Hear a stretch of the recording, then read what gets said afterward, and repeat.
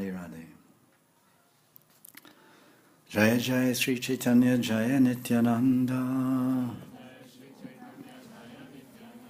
Jaya Dvaita Chandra Jaya Gaura Bhakta Vrinda. Jaya Jaya Sri Chaitanya Jaya Nityananda. Jaya Dvaita Chandra Jaya Gaura Bhakta Vrinda. So reading from Chaitanya Charitamrita, the amazing stories of Mahaprabhu. And the story, we finished 2 parts of this story. This is part 3, October 22nd. And this story is entitled Doyal Gauranga Stops the Suicide. So of course this was involving Sanatana Goswami upon arriving in Puri after passing through Jaikan forest. He contracted a skin disease which created sores and which were weeping pus or lymph or whatever it is in blood, making it kind of a horrible stink and stench, and defiling the body of Mahaprabhu, which he would insist upon embracing him because he's his loving devotee. And he felt this was an offense. Mahaprabhu did not think it at all that way.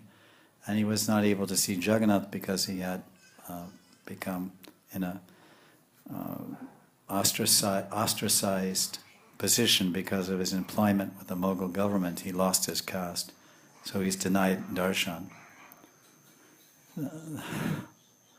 So that we heard that Sanatana wanted to commit suicide, and Lord Chaitanya knew that automatically without inquiring from anyone. He read the heart of his devotee.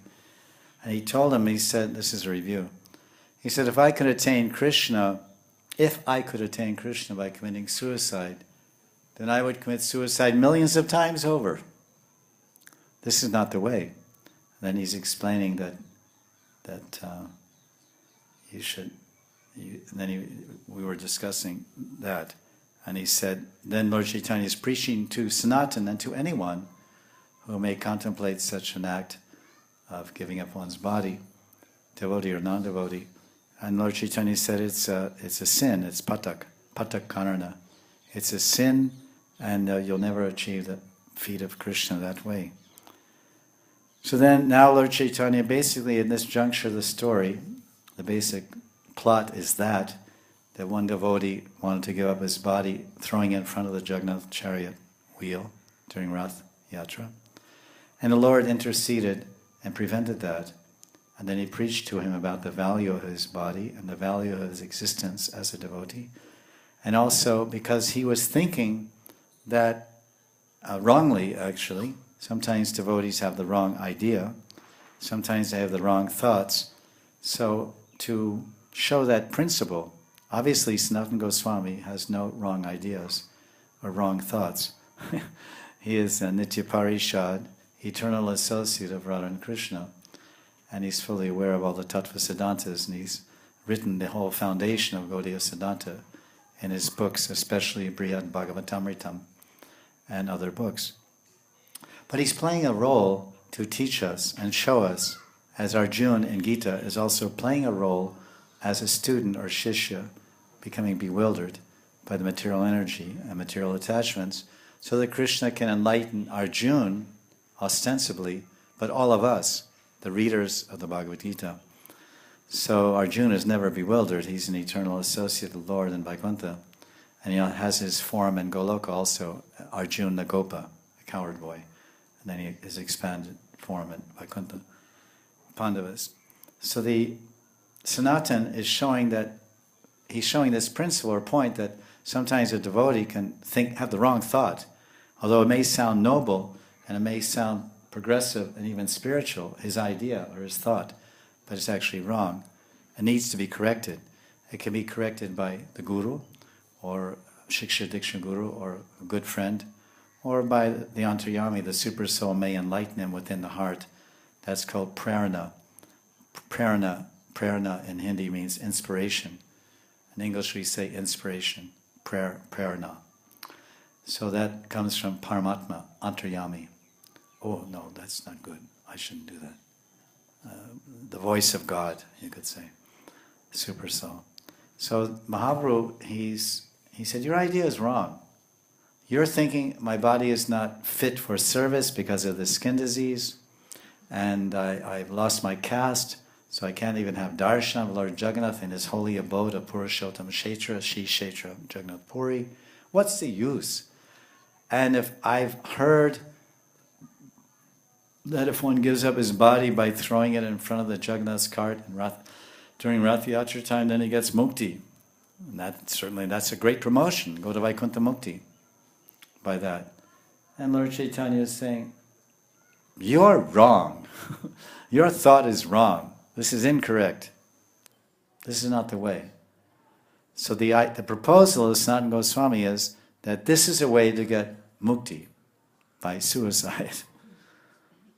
Because I can't serve, my body's useless. For example, someone may get I gave an example, someone may get in an auto crash, and then his legs get destroyed, his arms get destroyed.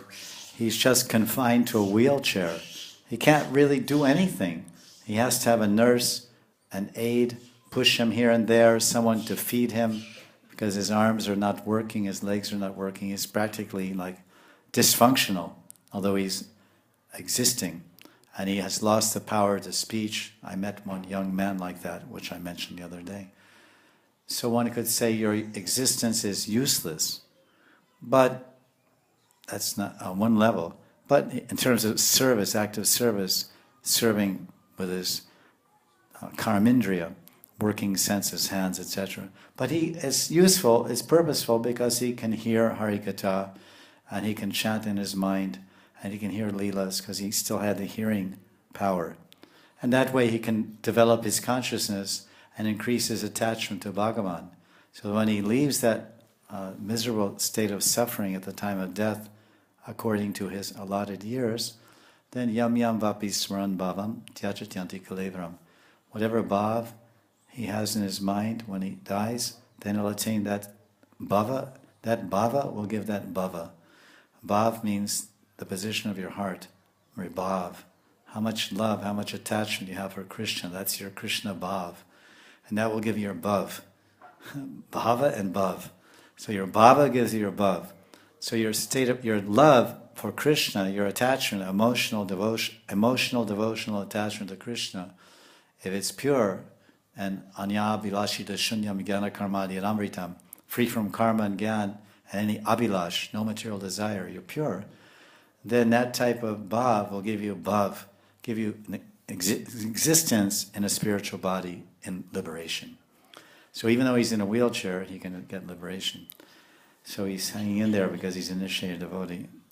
Now, in Sanatana Goswami's case, he thought, I want to give up my body. And Lord Chaitanya said, this is not a good idea. You can't, it's like, you can't attain Krishna this way. But you're interested because you said you want to attain Krishna. And you have this as, you recommended that this is the way I'll do it. This is my idea.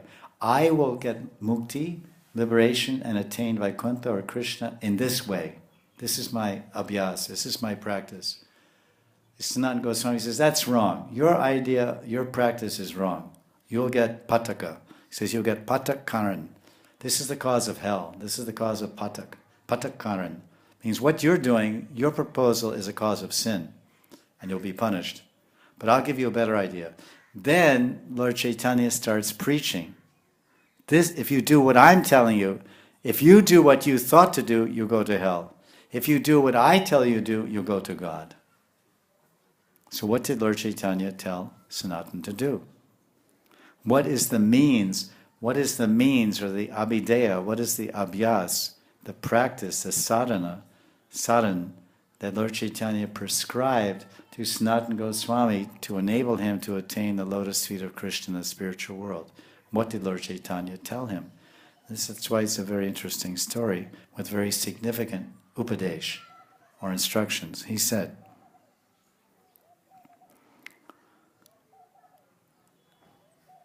Gadanuraghera viyoga na yaya sahan tate anuragi vanche apanamaran.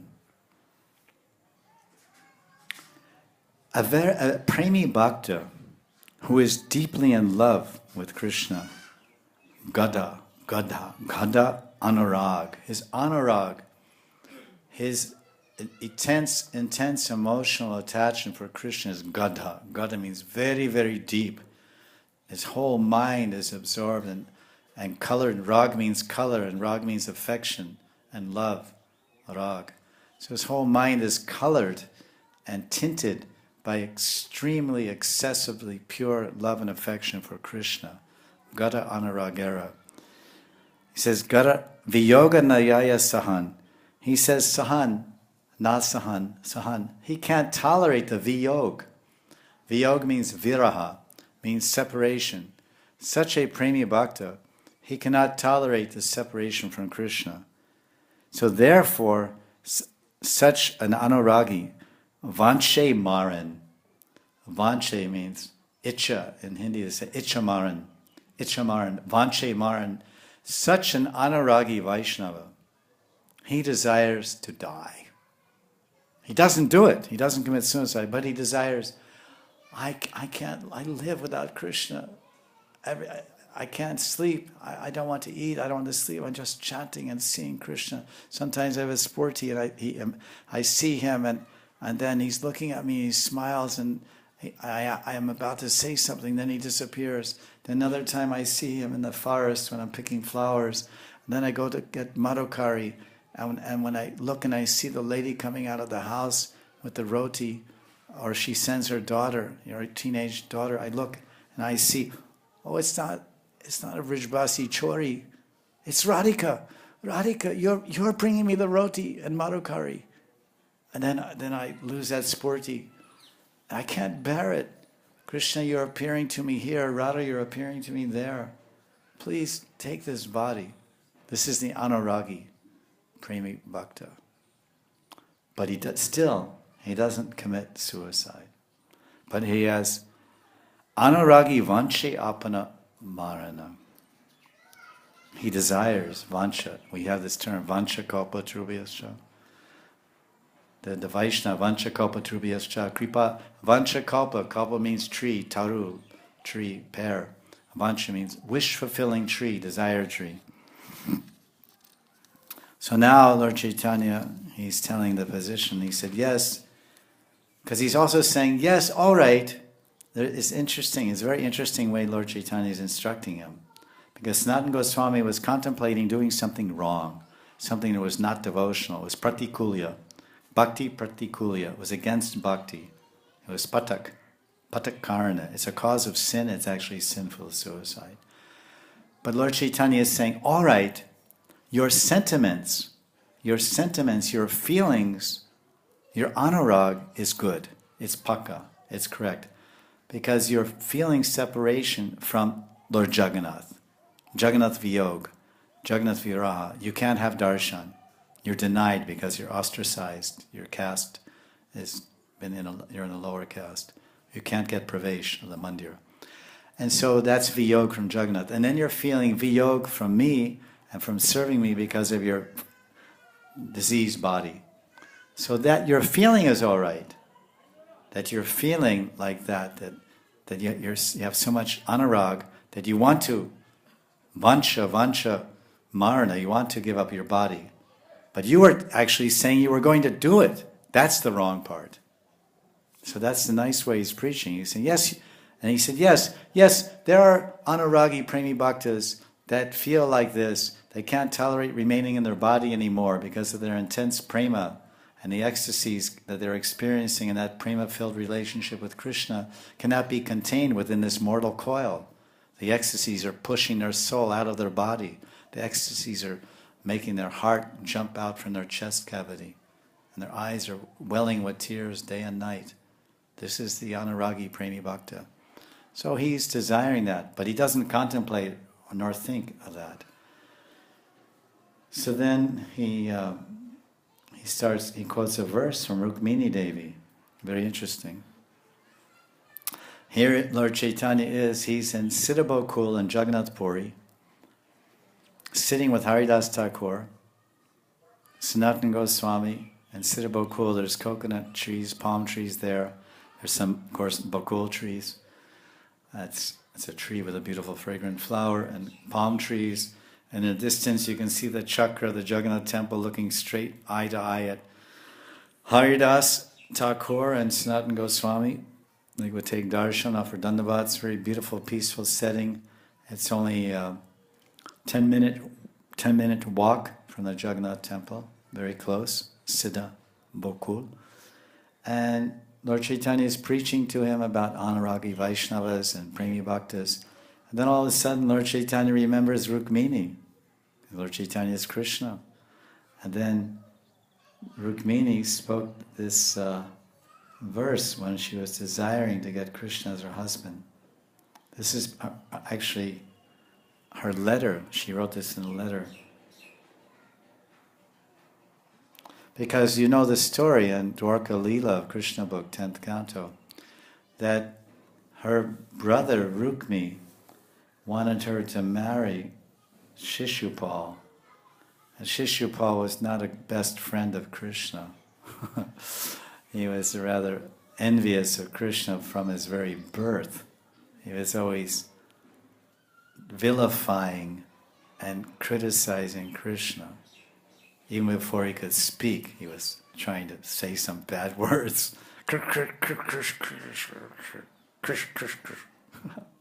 Krishna is this and that. So of course Shishupal, he got a little carried away with his bad speech, and Krishna removed the source of his bad speech. Right? Krishna cut off his head. So he couldn't speak any more bad words after that. Or anything for that matter. But he got liberation also. So that she was fearing that, Rukmini was fearing, oh no, or oh God, oh God, I'm going to be married to Shishupal. So she wrote a letter to Krishna in Dwarka. She's Vaidarbhi Rukmini, the daughter of King Bhishmaka from the Vaidarbha province.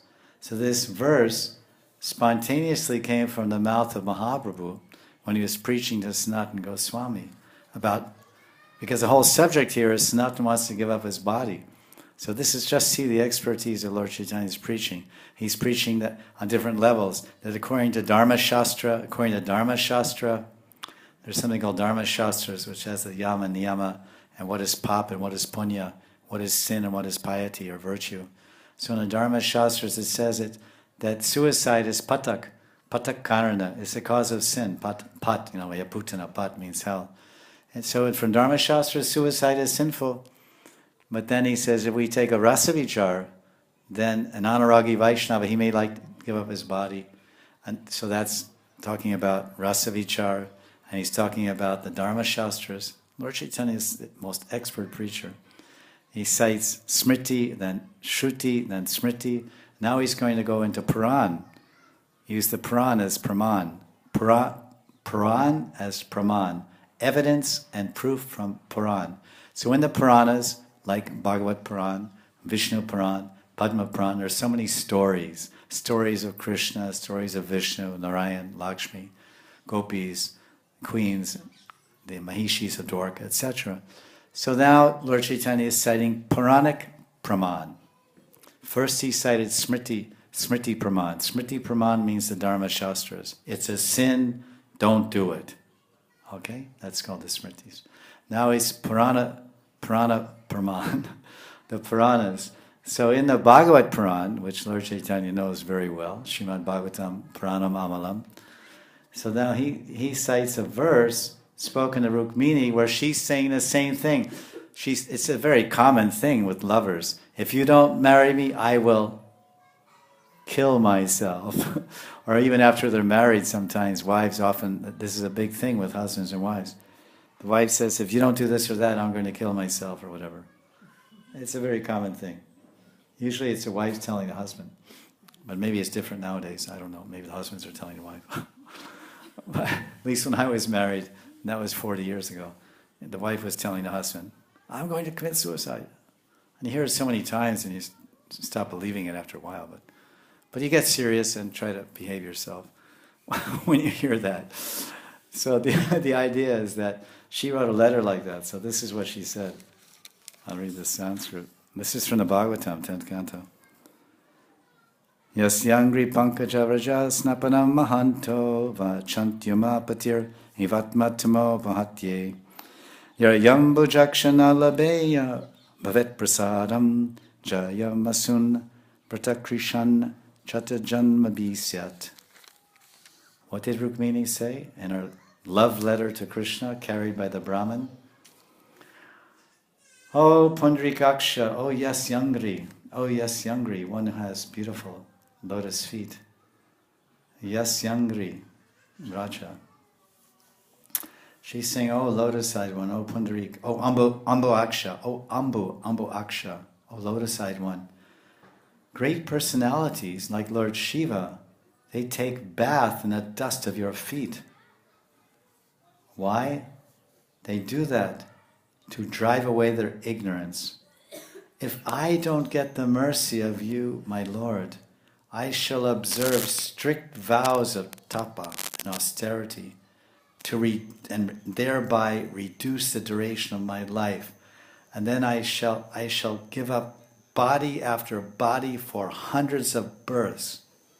And if it is possible to get your mercy in that way, because she's heard that tapo divyam puchakayena sattvam shudyed yashmad brahmasokyam anantam. In the 5th canto of Bhagavatam, Rishabhadeva is preaching to his sons about the value of tapa. Tapo divyam puchakayena sattvam shudyed yashmad brahmasokyam tonantam.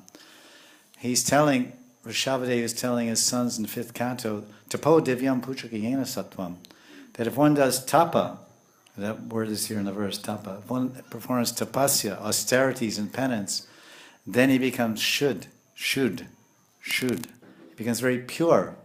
And then he becomes so pure he can realize that aham brahmasmi, that I am Brahman. Brahmasokyam tvanantam. He can realize his spiritual nature, aham brahmasmi. I am Brahman. I am not this body. I am a particle of consciousness. And then tvanantam says, Shrudid Yashvan Brahmasokyam tvanantam. He can experience Brahmasuk, that suk which is endless happiness of realizing his spiritual identity as Brahman. So she's saying that I want to do the same thing. I want to fast until death, life after life. I want to do so many austerities that I fast until death. Tapo divyam putrikayena sattvam. And by doing those austerities, I'll reduce my life because I'll just fast from all food and water like Dhruva Maharaj. Then I'll very quickly give up my body, then one body after another body after another body. And eventually, by the power of that tapabalam, I will attain the tapafal. The tapafal means the fruit of my tapasya, which will be Brahman. Not Brahmasokyam tvanantam, but Param Brahman. I will attain the Para Brahman, who is you, Pundrikaksham. So that's what Rukmini is saying in this verse. That's the meaning of it. She's saying, Vrata Krishan, by observing vows, Shata janmi. So Lord Chaitanya is saying, Sanatan, you're talking about suicide. Well, 5,000 years ago, one queen, Vaidarbi, she also talked about suicide to attain Krishna. You think that if you commit suicide, you'll attain Jagannath, you'll attain Krishna by giving up your body. Rukmini thought the same thing. She even prayed like that to Krishna. If you don't come and save me and accept my hand in marriage, Rukmini Harana, Rukmini Vivaha, then I'll commit tapasya life after life. So Lord Chaitanya is saying there's a similar case. And then now he speaks a verse by the gopis. So this is amazing. Lord Chaitanya has been preaching to him on the basis of Smriti Shastra, on the basis of Shruti, on the basis of Purana. He started preaching a little bit about the sadhana tattva and the anuragi Vaishnava, his state of consciousness, which also has some idea about giving up the body. And now he's going to go more into rasa, and from the queens of Dwarka, now Lord Chaitanya is remembering Vrindavan, because Krishna was in Dwarka with the queens, and he's also in Vrindavan. So now he cites a verse from the Rasa Leela, the gopis, when they were attracted to Krishna's flute vibration in the moonlight of autumn. All the gopis became mad. They were totally mad to see Krishna. But then when they got there, when they arrived on the banks of the Yamuna, then Krishna started acting like a great moralist, like a great preacher. And he started preaching to them Dharma. And they were saying, what is this? This is not a time for a Bhagavatam class about Vivaha Dharma and Pati Dharma. So he said, oh, this is not right for a young married woman to meet a man in the middle of the night. You have your husbands, you should go home. So he was giving them moral instructions that they should return home, and the gopis didn't care at all for that. All they wanted to do, as Prabhupada said in his purport, after hearing all these moral instructions about going home and serving your husbands, and by doing that you'll get Swarga Mukti, and you'll get liberation in the next life, and you'll be rewarded. And Krishna went on to say, even if your husband is old, invalid, ugly, stupid, a wife should serve him. That is her dharma. And so no matter what condition your husband may be in, you should go home and serve that person. And the gopis are looking at him. Yeah, sure. Right. And then, and what else do you want to tell us? So then, now Prabhupada says very nice. He says, Krishna gave them moral instructions to return home. The gopis did not care for these instructions. They wanted to be kissed by Krishna, for they had come there with lusty desires to dance with him. Listen, Mr. Krishna, we have come here not to get a lecture on morality. We didn't put all this perfume on and lipstick and kajal and mascara and dress in our best dresses and come here and put on kumkum and chandan and all designs and look so stunningly, charmingly attractive and seductive. We didn't dress up like that just to hear a sermon on morality. We came here with some business in mind, and our business is your loving satisfaction. So what are you talking about? So now what did they say? They said, Sanjanga nastvad adharamritam parakena hasava loka kalagita charich chayagnim na ched vayam viraha jag na yukta deha tyanena yama parayo paravim sake te. Hey Saka, hey Saka, by your smiling glances and melodious talk you have awakened the fire of lusty desire in our hearts. Now you should extinguish that fire in our hearts that's burning with the nectar stream up from your lips by kissing us. It's a beautiful analogy and that's probably one of the most romantic statements one could ever hear. You imagine meeting your beloved under the full moon night of the Sharad season, which is September, October, and November, the most beautiful seasons in Braj. You're experiencing the beauty of Braj. A slight warmth in the daytime, at least from our perspective of living here. And the sun is, as my friend said this morning, he said, when you sit in the sun, you feel like you're being caressed by the sun's rays. And when you if you dare to sit in the sun in June in India, you feel like you're getting sliced in half. You feel like you're getting sliced in half by a laser saw. You're being sliced and cut in half by a laser saw if you were foolish enough to sit in the noonday sun in June in Vrindavan. So that same sun becomes so gentle, so loving, so motherly-like with its gentle rays in October and November. Very soothing and embracing rays. And that was that verse in Ujjvala Nilamani. Rupa Goswami was alluding to that when Lalita was scolding him as one of her sevas to rebuke Krishna, upabarana. Upabarana means to scold or rebuke either Radha or Krishna.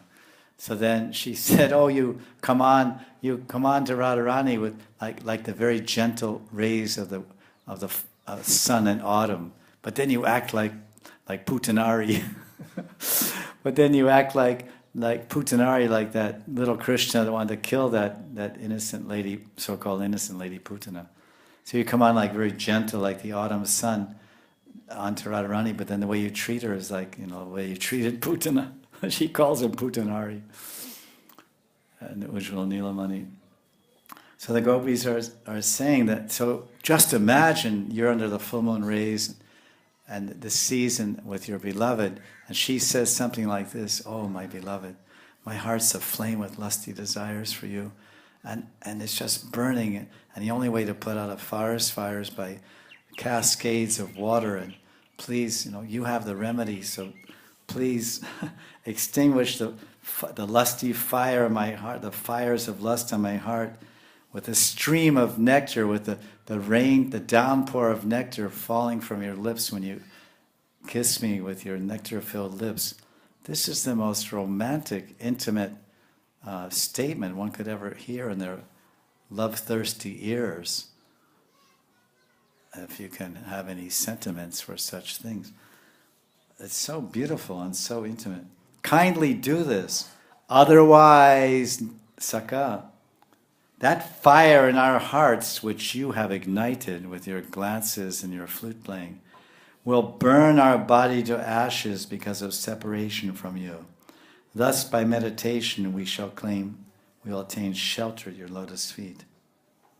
So this is a very wonderful preaching Lord Chaitanya is doing. It's full of correction and full of rules and regulations, and this is the yama and this is the niyama you're supposed to follow. It's sinful and against the dharma to commit suicide. And of course, there's a rasic aspect of it. Anuragi Vaishnavas, they want to give up their body, but they don't. And then what to speak of Rukmini, she felt that way. And look at the queens, they felt that way. So you're not alone. But in all these examples I gave you, the conclusion is this, in all these examples I gave you, Sanatan, I gave you the example of the Anuragi Premi Sadhaka, who wants Vancha Marana. He desires to give up his body, but he doesn't seriously contemplate it. And then there's the Mahishi Rukmini, who is one to give up her body hundreds of lifetimes by tapasya, if that would get her the shelter of Krishna. Then there's the gopis who are standing right next to Krishna, waiting for his loving embrace. And they're saying that we're being burned up. Our bodies are being burned, literally burned up by the fire of love you created. So please extinguish that. So see, these are different instances of those giving up their bodies willfully. So now, how does Lord Chaitanya is very sympathetic in his preaching, but still, he hasn't solved the problem. Because Sanatana Goswami is thinking that if I give up my body, I will get liberation. So Lord Chaitanya first talked about this principle of giving up. See the depth of his preaching. See the way he approached the subject. Because Sanatana Goswami presented 2 points: do and don't. Cause and effect. I'm having this problem, so this is my solution. And by this solution, I will get this effect. My problem is this body. I give it up in suicide, and I get a good result. I get liberation. So first, Lord Chaitanya talked about his body. He said it belongs to Krishna. It's a vehicle for service. Then he explained about this principle of giving up your body, suicide. And he settled that, and he solved that from a rasic vichara viewpoint and from a tattva viewpoint, tattva and rasa vichara, from smriti shastras and dharma shastras, etc. Now the second point is, but Sanatana might say, okay, I don't give up my body, but still that was a great way to get liberation, at least I thought it was. So what about my desire for liberation? How do I get liberation? How do I attain that goal that I thought I would attain that effect or that goal by giving up my body? And Lord Chaitanya said, okay, now I'm going to address that part. So you see how he analyzed. He's such a good listener. He already knew, he didn't actually hear about it. He already knew it and immediately addressed it without Sanatana saying anything about his intentions. Lord Chaitanya brought it out and started discussing it. But see how he analyzed it in different aspects and then systematically presented the solution and to each point. Beautiful preaching. And who can preach better than Chaitanya Mahaprabhu? As you look at the preaching of Lord Krishna is preaching in Gita, and it's so expert, all the tattvas and siddhantas that he gives to Arjuna and all of us. So in the same way, Lord Chaitanya is so expertly preaching. Again, Krishna came 500 years ago, Sri Krishna Chaitanya. So and sometimes, as you see in Gita, when Krishna was instructing Arjuna, sometimes he criticized him. He said, "Oh, you Partha, you're supposed to be the son of Pandu. You're supposed to be a Prita. O Konteya." So he would insult him, like, "You're supposed to be the son of Kunti. You're supposed to be one of the 5 Pandavas. Why are you speaking nonsense?" While speaking, there's one verse, Ashochan Anvashochan Chan. Ashochan. He said, while speaking learned words, you are lamenting for that which should not be lamented. So he's actually giving them the sauce. He said, "You're acting stupid. Why are you speaking stupid? You're supposed to be an intelligent Kshatriya. Why are you acting?" So similarly, as in a course of teaching and instructing Arjuna in Gita, Krishna chastised him and corrected him, reprimanded him. Now in this verse, Lord Gauranga is going to chastise and correct Sanatana Goswami. First he spoke philosophically, and now he's going to give him a little sauce. Pull it. In India they say, "Pull my ear," "Hey, what are you doing, you nonsense?" Then you explain all the proper thing he should do, but you may say, you stupid, stop it." So it's kind of a criticism, you calling someone stupid. So now he's saying, "Ku buddhi chadiya kara shravana kirtan achirata pabe tabe krishnara charan." Mahaprabhu told Sanatan, "Give up your nonsensical desires." He's calling him nonsense. He says, "Kubuddhi chadiya." Kubuddhi means you're bad and kubuddhi chadiya. Kubuddhi chadiya. Give up your bad intelligence. Your thoughts are haywire. Your thoughts are viparita. They're upside down. You're speaking, in common slang we would say, you're speaking crazy talk. Your talk is crazy. Kubuddhi chadiya. Now, they're unfavorable for getting the shelter of Krishna's lotus feet. He says, "Achirat pabe tabe Krishna Charan." You want to get Vaikuntha Mukti, you want to get the shelter of Vishnu, Krishna. You can't get it that way by suicide. Just give up that idea, give up that kubuddhi. Your intelligence is wrong. Your intelligence, discrimination, thoughts, conception, idea, plan, it's all wrong. Kubuddhi. Krishna Charan neprapti, nepabe.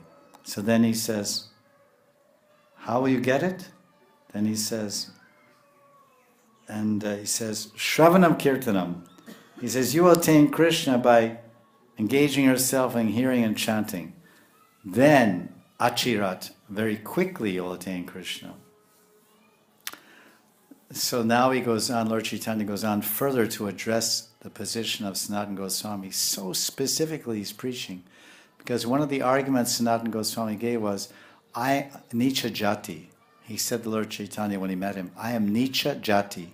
My birth is low. I have a low caste, he said. So now Lord Chaitanya, one by one, he's dismantling all his arguments. Like in debate, he's defeating or dismantling all his arguments and positions and establishing the correct one. So we can very clearly understand. Sanatana Goswami is thinking Nicha Jati. He was born a Saraswat Brahmin. Saraswat Brahmin is Upar Jati, very high birth. But he took employment in the Mughal government. He worked for the Mughal Qazi as a minister of finances. So he said, I lost my caste. So now he considered, I am Nicha Jati, I am low caste, because I served the Mughal emperor. So then Lord Chaitanya says, Nicha Jati nahe, Krishna bhajan ayogya. Sat kula vipra nahe bhajaner yogya. A person born in a low family, he is not unfit for bhakti, devotional service. Nor is one fit or qualified to perform bhajan just by satkula vipra. Satkul means a very good family. Satkul Vipra. If he's a very good family, he's a Brahmin from a very good family, which Sanatana Goswami is and was. South Indian. He's a South Indian Saraswat Brahmin. So Lord Chaitanya, you're a Satkula Vipra, but now you lost your caste. But it doesn't matter, because even someone who has lost his caste or one is low caste, he can do Krishna bhajan. And just because you have a high caste doesn't mean you can do Krishna bhajan. So then Lord Chaitanya says, Jai bhaje se bhara abhakta hinachar, Krishna bhajane nahi jati kuladi vichar. Anyone who takes to devotion, he's very exalted. Whereas a non-devotee is always condemned and abominable. Therefore, in Krishna Bhakti, there's no consideration of status of one's family. There's no bar and no limit to serving Krishna. Any caste, anyone, even Antyaja or this Mlecha Yavana, anyone can serve Krishna. Krishna tells that in Gita, Mami Partya Pasritya Yepishu Papayonaya. Shriya Vaishyas Tatashu Jastepi Yanti Param Gatim. Krishna tells in 8th chapter of Gita, Mami Partavya Pasritya Yepi Shu Papayonaya. Yepi Shu Papayonaya. Papyoni. Anyone, Ashrita Mam, anyone can take shelter of me, even if they're born in a low family. Papayoni means a low birth. Mlecha, Yavana, Antyaja, Nastik, Pashandi. This is called Nicha Jati, low birth. He can take shelter of Krishna. So that phrase, Papayonaya, includes all Americans, all Europeans, all Russians, everyone that's outside of Varnashram Dharma. So India, at least at the time of Gita, they had the Varnashram Dharma very much in extent, existing. And but outside of India, there's no such concept or idea of Varnashram Dharma. So everyone's called Antyaja, and they're considered Papayoni. So he said it's all right. So then he goes on, Dinera adikadaya kare bhagavan, kulina pandit danira bara abhiman. Krishna always favors the humble and meek. Dina adik daya kare bhagavan. Bhagavan gives more compassion to those that have a lot of dina adik. Or let's put the other way around. Adik doya. Krishna has more, he has excessively or additional, he has more compassion for those that consider themselves Dina Bandhu, Dina Krishna Das, Dina Bandhu Das. Dina means I'm very fallen, I'm very lowly. Krishna likes that person. But someone who's Kulina Pandit Danira Bara Abhiman, someone who's Kulina means Kula means family, like Gurukul. Kulina means very good birth. Someone has aristocratic birth, very wealthy and rich, or he's a big pandit, or he's Danira, he's very rich, Dani. Then what happens? Bharo Abhiman, big Hankar Abhiman. Krishna doesn't like.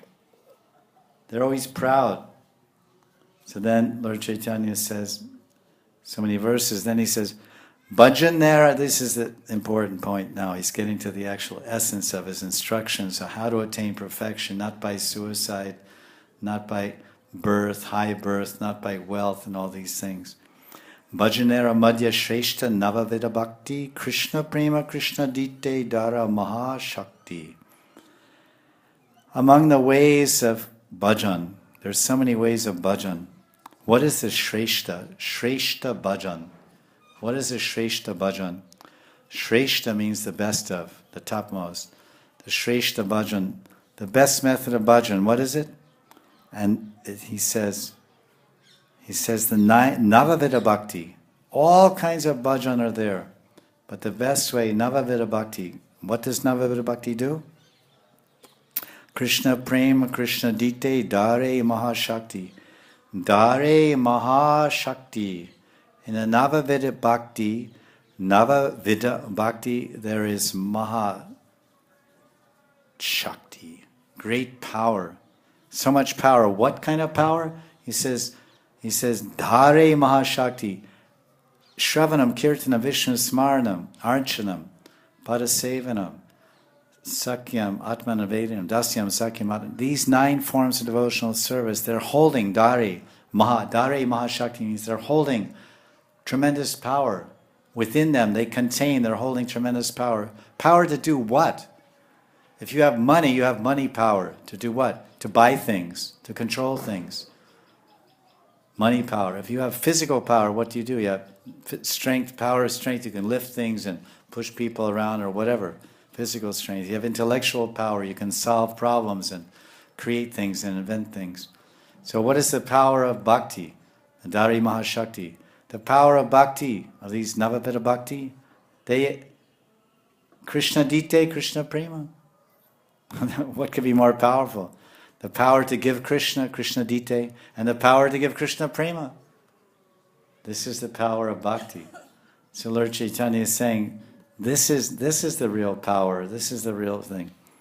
And then, in other words, they give Krishna an ecstatic love for Krishna.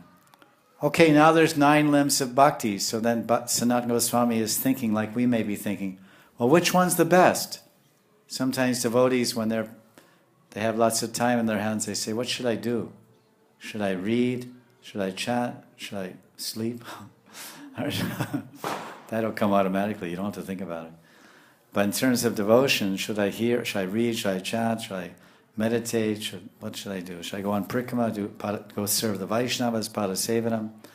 Should I do puja, do more pujas, arti, sing songs, astakams? What should I do? So then, what does Lord Chaitanya say? How does he answer the question? Taramadya sarva shreshta nam sankirtan niraparadi namalaile paya premadan. Of the 9 processes of devotional service, Sarva Shreshta, the most important one is chanting Nam Sankirtan, Krishna's holy name in congregational chanting. By doing that, then Nam Laile Poi Premadan. By taking the holy name, Laile, take the holy name and you'll get Krishna Prem. Take the holy name and you will get Krishna Prem. That's what he says. Nam laite pai premadan. Harinam Sankirtan. And we're about to do that. At least we're about to do Harinam in a few minutes. Let's see if we fall into ocean of prema. Anyway, there's a little bit of a purport. We'll read this purport and then we'll continue this story part 4 tomorrow. Doyle Gauranga Stops the Suicide. Very many illuminating points within this story. I think so. And the purport, naturally, since Lord Chaitanya is glorifying the Sarva Shrestha of all, in other words, the answer to the question, which is the best form of bhakti, which is the most powerful form of bhakti, and which form of devotion should I engage in since I have the whole day free? Should do Nam Sankirtan all day, alone or with friends, or go out on the street and make friends and engage them in Harinam. Nam Sankirtan. There's jap and there's kirtan. So he's talking about Nam Sankirtan. That means the holy names of the Lord, you're chanting, clapping your hands, that's called kartal. Tala means beat and kar means hand in Sanskrit. So this kartal, 1, 2, 3 became some brass and bell metal. Ding, ding, ding. That's called kartal, keeping the beat. Kartal. So clapping your hands, karatali or karatal, or madanga, etc. Sankirtan is the best way. He says it very easily, if one does this, very easily obtains the valuable treasure love of Godhead. And Prabhupada has added that word there. Make it a little more attractive in the translation. It simply says, Nam Laile Pai Premadan, which Prabhupada says, you take the holy name, Niraparadi. There's one condition, there's some terms and conditions on this cell phone offer. T&C, terms and conditions. niraparade, laile nam, then premadan. When you take the holy name, laile name, without any offenses, then he says, pai premadan, then you will get the great treasure of love of God. And Prabhupada added an adverb. He put an easily get. Because, why? That's a poetic license of the translator. It's not literal translation, but it's acceptable because it is a fact that chanting the holy name is the best of all the 9 processes, and it's the easiest. And by this easy, sublime process, very easily and quickly, we will attain the great wealth of Krishna Prema. So there's a nice verse in Namastakam which Prabhupada quotes, Nakila Shruti Maliratna Madha Duti Nirajita Parapanka Janta Ayi Mukta Kulero Pasyamanam Paritas Twamhari Namasam Shrayami Paritas Twamhari Namasam Shrayami. O Harinam, says Rupa Goswami Pad, the tips of the toes of your lotus feet are constantly being worshipped by the glowing radiance emanating from the string of gems known as the Upanishads, the crown jewels of all the Vedas. O Harinam, you are eternally adored by liberated souls like Narada and Shukadev. O Harinam, Samashrayami, I take complete shelter of you. So this verse and the cited here in the purport by Bhaktivinoda Thakur and by Prabhupada is our Srila Prabhupada. He mentions in the Bhagavatam in the 7th canto, one purport, that when one's chanting the holy name of the Lord in Nam Japa, when he concludes his Nam Japa, he should chant these 2 prayers to get forgiven for his offenses in chanting the the Dasaparats, Namaparats. So this was one verse that he cited from Rupa Goswami's Namashtakam. And the other verse is from the 10th canto Bhagavatam, chapter 2, verse 4, chapter 4, whatever it is. It's about the Kamsa, etc. And just Navrittatar Sherupagiyamadat Bhavoshadi Trotra Manobiramat Kautamag Shloka Gunanavadat Puman Virahita Vinapushugnat. That's a verse where they're describing everyone's attracted to hearing about the Lord except an animal killer or a killer of the self, like Kamsa. So Kamsa was busy killing all the cows in Brajmandal and harassing all the Yadavas and driving them all out of Brajmandal. So this verse was being spoken. Navrittatar Sherupagiyamadat. So this verse one should chant, and then this verse, and according to Swami A.C. Bhaktivedanta Srila Prabhupada, that by chanting these verses one will evoke the pleasure and blessings of the Lord and become forgiven for his offenses. And we mention these verses in our book, Art of Chanting Hare Krishna. So that's, and then there's one other verse, this is also by Sanatana Goswami. Jayati Jayati Namananda Rupam Mararer Viramita Nija Dharma Dhyana Pujari Yatnam Katamapi Sakradatam Muktidam Parinam Yat Paramam Amritam Ekam Jivanam Bhushanam Me. All glories, Jayati Jayati, all glories to the all blissful holy name of Sri Krishna, which, it's actually Murari, to Murari's holy name, which causes the devotee to give up all conventional religious duties, meditation, and worship. When somehow or other one chants even once the holy name, he will attain liberation. The holy name of Krishna is the highest nectar. It is my very life and my only treasure. The holy name is my very life and my only treasure. This is the statement of Sanatana Goswami in his Brihad Bhagavatamritam, part 1, chapter 1, verse 9. So it's very nice. He says, it's my very life and my only treasure. We should have that idea also, that the holy name is my very life and my only treasure.